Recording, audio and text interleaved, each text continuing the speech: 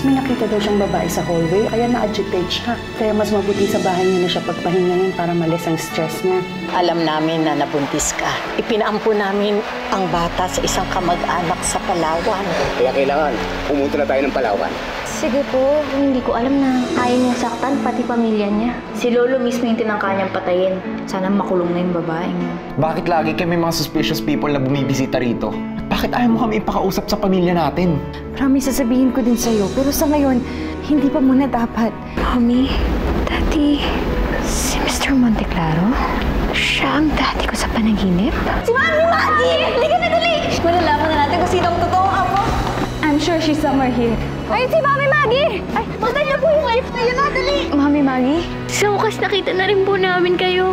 Akala po namin hindi na namin kayo makikita eh.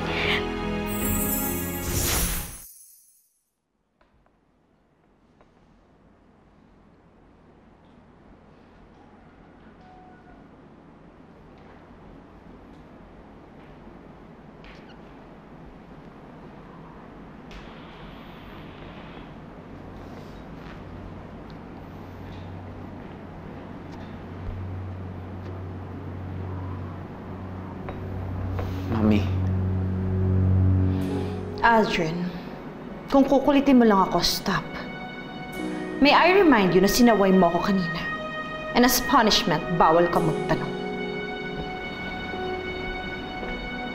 Kuya, Mommy's right. Kaya pwede ba stop it? Bakit hindi na lang tayo mag-enjoy na malayo tayo dun sa mga anak ka rin ng yun ngayon? Carla, hindi yun eh. Ang iniisip ko, sina Lola, sina Lolo. Paano kung nag-aalala na sila sa atin?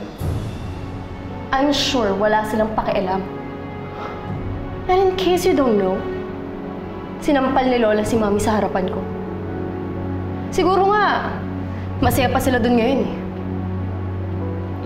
Carla's right, Aldrin. Kaya huwag ka na mag-worry sa kanila. Dahil wala silang pakialam sa atin. So ano?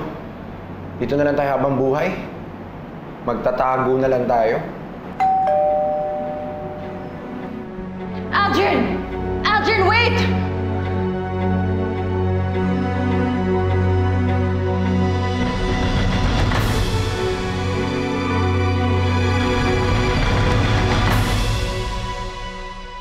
Ang saya-saya ko po.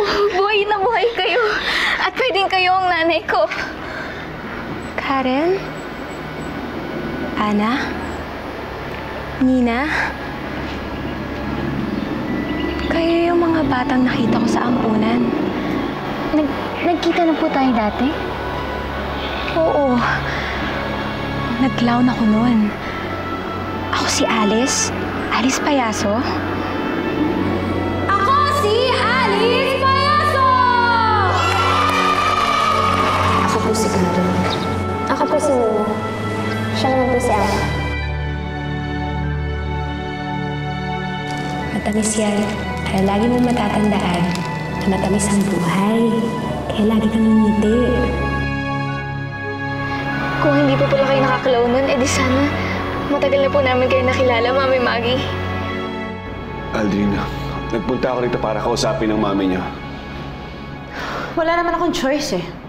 You found us. Carla, Aldrin, iwan niyo muna kami ng dati mo.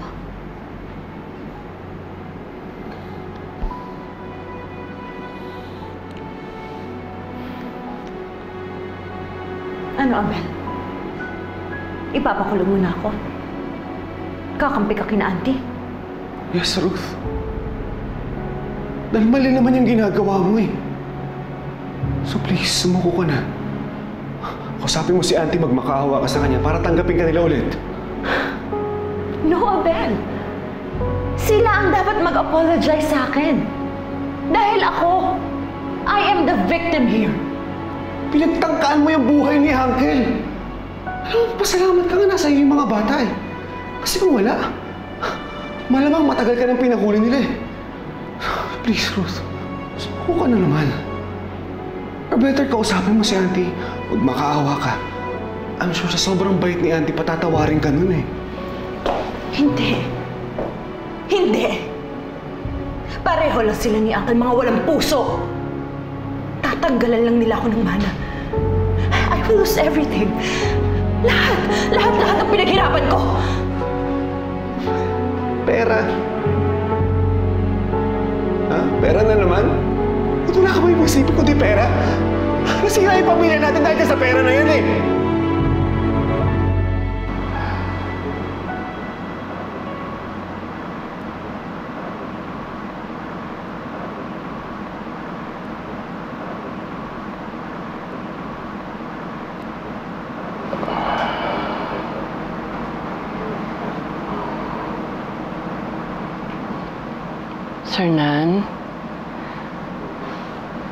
Sir Nan, inuwi ka na namin dito sa bahay.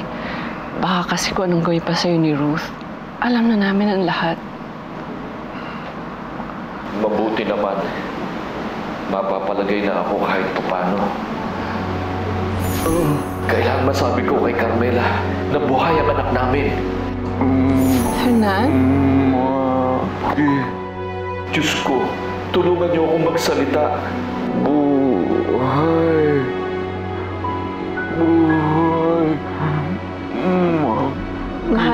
Si Maggie, buhay?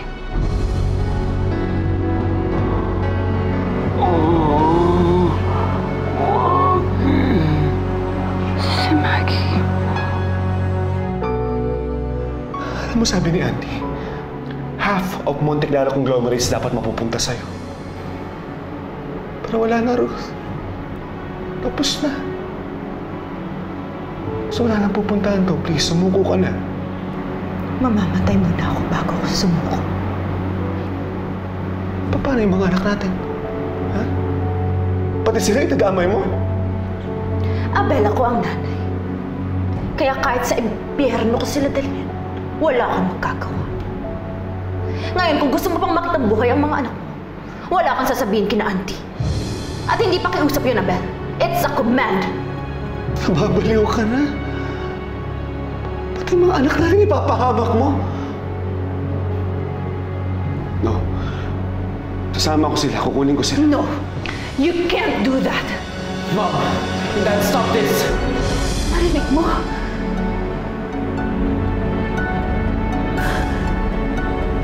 Narinig niyo lahat? Bakit niyo ako tinatawag na Mami Maggie? Because you're Maggie. Ikaw ang mami ng isa sa amin. Hindi. Hindi ako si Maggie. Ako si Alice. Hindi po. Kayo po si Margarita Monteclaro. Kayo po yung anak ni Lolo Sernan tsaka ni Lola Carmela. Hindi eh. Ako talaga si Alice. Hindi ako si Maggie. Ang laki-laki po ng litrato niyo sa bahay. Hindi ba kami pwedeng magkamali? Kayo talaga si Mami Maggie. No! Yung huli lang yung narinig ko. Nagsisigawan kayo eh. Bakit ba, Mami? Anong ginawa mo? Bakit ka nagsasorry? Andre, pinagbibintangan kasi ako ng lola niyo eh. Pero wala silang katibayan. Dad, anong kasalanan ni Mami? Bakit siya pinagbibintangan, ha? Sige, Abel. Go ahead. Siraan mo ako sa mga anak natin. Tsaka ako na nagpapaliwanag pag-uwi natin. Sige na, halika na. No, Dad. Kay Mami ako sasama. Carla. Dahil mas gusto kong sumama kay Mami kaysa sa'yo. O dun sa mga anak rin nila na yun. Kaya hindi ako babalik kila Lola. Alden.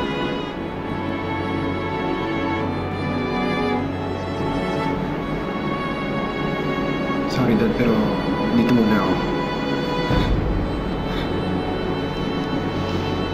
Dad, not because gusto ko, pero kailangan nila ako eh.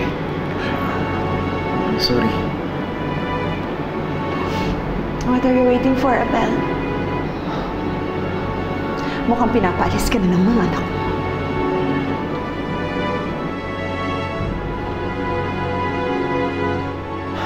Dad. Sige na, kakausapin kita bukas. Promise.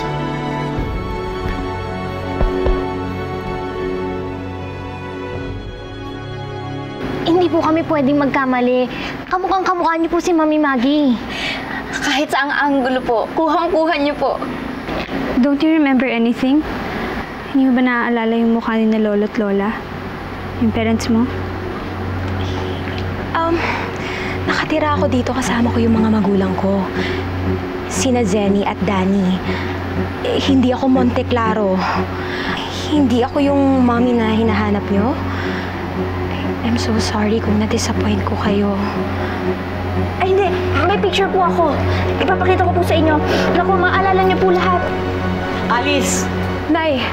Pumasok ka na. Ayusin mo na mga gamit mo. Alis na tayo mamaya. Sige. Sandali lang po. Teka lang po. Mga bata, hindi siya ang hinahanap ninyo. Anak ko si Alice. Kahit anong tanong ang gawin nyo, yun ang sasabihin niya. Kaya pakiusap, huwag nyo na kaming guluhin.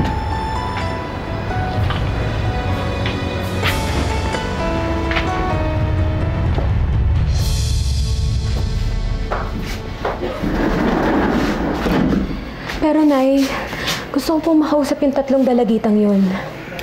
Huwag na. Sige na, ayusin mo na yung mga gamit mo. Pero yung 3 dalagita, bakit nila sinasabi na nanay nila ako? Bakit Maggie ang tawag nila sa akin? Alice. Alice ang pangalan mo, anak, at hindi Maggie. Baka naman kamukha mo lang yung nanay nila. Bakit ba pinoproblema mo ang ibang mga bata? Ang isipin mo, ang anak mo. Hindi ba gusto mong makita ang anak mo? Pupuntahan na natin siya. Kaya huwag mo nang guluhin ang isip mo sa mga batang yon. Ha? Sige na, ayusin mo na yung mga gamit mo. Panik na, ano?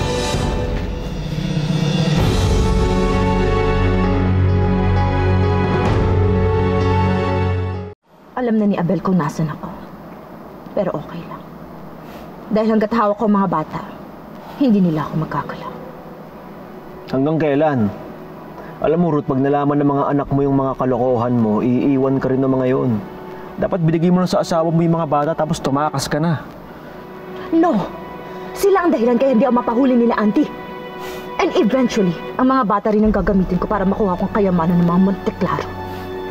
Alam mo, Ruth, walang kwenta yung mga anak mo sa alas na nakita ko. Pupunta ako ng ospital kanina para tapusin sana yung trabaho ko sa uncle mo. Pagdating ko doon, iba na datnan ko. Ano ibig mo sabihin? Nakita ko ang pinsan mo, si Maggie Monte Claro. Sayang. Akala ko pa naman kasama na natin uuwi si Mami Maggie. Hindi sana magiging masaya na si Lolo. Mabuti na lang hindi ko sinabi kay Daddy yung tungkol sa paghabol natin kay Alice.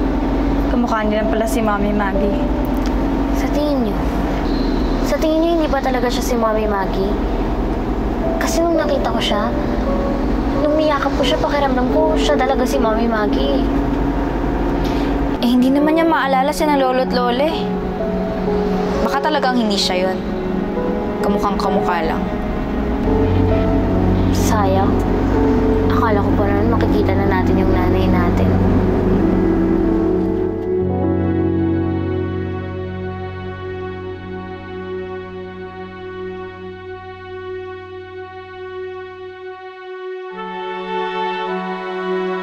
Ikaw ang mami ng isa sa amin.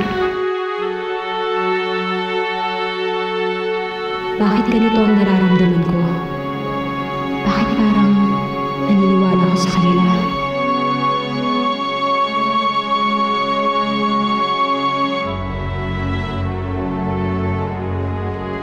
Natatakot na talaga ako, Danny. Nakalapit na sila kay Alice. Siguradong bukas kukunin na nila ang anak ko.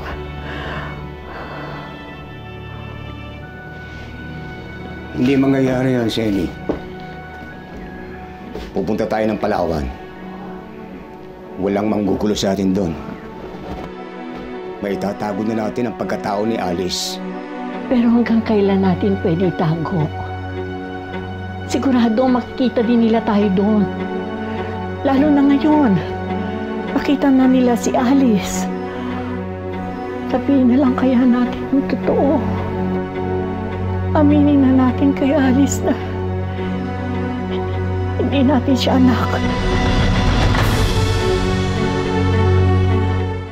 Si Maggie? Nakita mong buhay si Maggie? Oo! Nakita ko, kausap niya yung nurse kanina. This is great.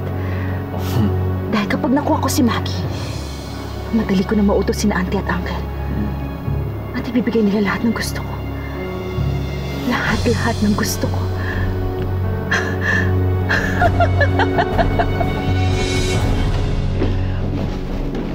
Alice. Hindi niyo ako anak, Nay? Alice? Kung hindi niyo ako anak, Nay, sino ako? Hindi kayo makasagot! Hindi ako si Alice! Sino ako?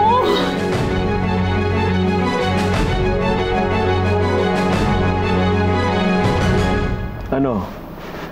Kunin ko na ba yung pinsan mo? Of course. Dahil kapag may lumabas na oportunidad, we have to grab it. Ganon magpalago ng negosyo. At ganon ang ginagawa ng palaging panalo. Ano nga gawin ko pag nahanap ko siya? Iharap mo siya sa akin, Peter. At siya ang gagawin kong huling baraha laban kina auntie. This is so ironic. Dati tinatago ko siya. Pinipilit ko na huwag siya makita.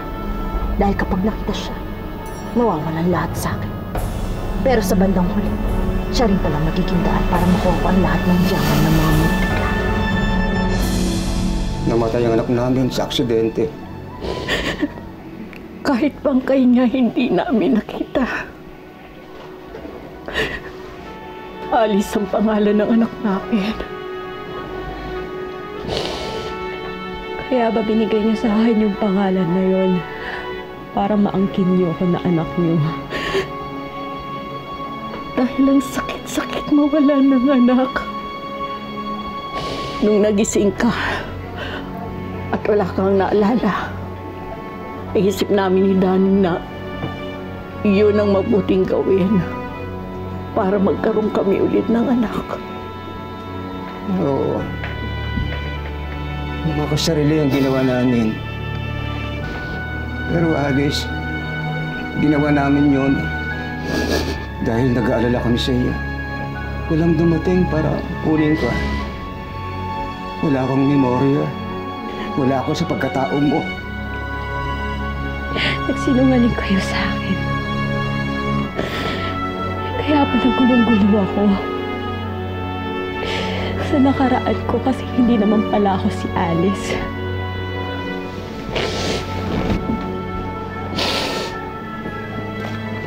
Buong buhay ko,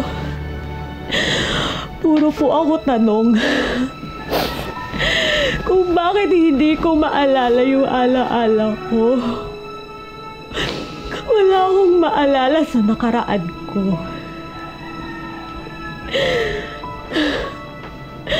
Pakiramdam ko nakalutang ako. Wala akong laman. Kasi hindi ko pala kilala kung sino ako. Alice. Dahil nagsinungaling kayo. Hindi ko alam ang katotohanan.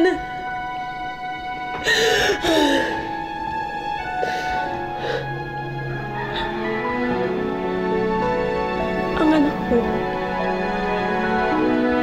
totoo bang nasa Palawan siya?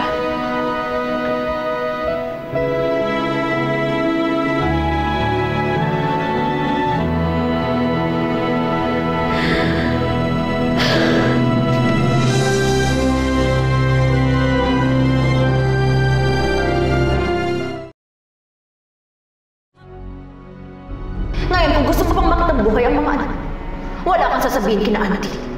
Kay Mami ako sasama. Dahil mas gusto kong sumama kay Mami kaysa sa'yo. Sorry, Dad, pero dito muna ako. Abel! Auntie! Abel! Nakausap ko si Sernan. Nagsasalita na si Uncle? Oo, pero medyo hirap siya. But that's not the point. Ang importante, ang sabi sa akin ni Sernan, nakita daw niya si Maggie sa hospital. Si Maggie? Oo. Medyo malabo kung paano nangyari yon. Pero ang importante, alam na natin na buhay si Maggie at posible nating makita na siya.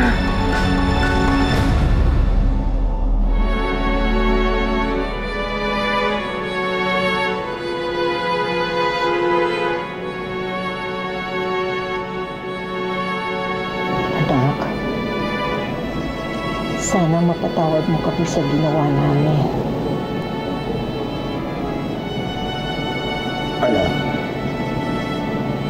Alam ko nagsinungaling kami sa iyo. Pero sana, huwag kang magalit. Nagawa lang namin yun dahil sa pangungulila. Gusto lang namin magkaroon ulit ng anak. 15 taon, Nay. 15 taon niyo ako niloko. Gusto ko munang mag-isip mag-isa. Nasanay po kasi ako lagi yung dinidiktahan. Gusto ko munang pakinggan yung sarili ko. Gusto ko malaman ang katotohanan. Oo nga ba talaga si Maggie Monteclaro? Anak ko sina Ana, Haren at Tina.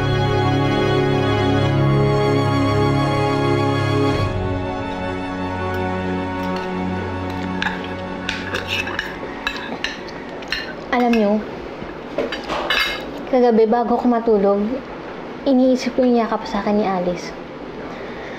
Alam niyo yung pakiramdam na nakayakap mo yung nanay mo? Correct.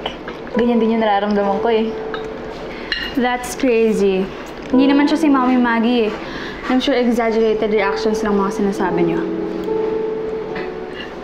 Palibasa kasi, hindi mo kami naiintindihan. Dahil wala ka namang ginawa. Masyado ka ma-pry, tapos tumingin ka lang sa kanya. Dahil hindi naman talaga siya mami ko. Mami ko. Pwedeng mami ni Ana. Pwede ba? Huwag ka mang-angkin ng nanay. Hanggat wala pang napapatunayan kung sino sa atin yung tunay na apo, lahat tayo anak ni Mami Maggie. Whatever. Bilisan niyo na nga lang kumain, mukhang maliit pa tayo sa school. Morning, girls. Good morning po. Dad, saan ka pupunta? Punta ako sa ospital. Sabi kasi ni Auntie, nakita daw ni Uncle si Maggie doon. Sa ospital? Si Mami Maggie? Oo, sana nga bumalik siya para madala ko na siya dito eh. Oh my gulay! Siya nga si Mami Maggie? Sabi ko na nga, Ben, lakas ang pakiramdam ko, siya talaga yun eh. Pero di ba Karen tinanggi niya? Teka, anong pinag-uusapan niya? Nakita din po namin kahapon si Mami Maggie. Sinundan po namin siya at alam po namin kung saan siya nakatira.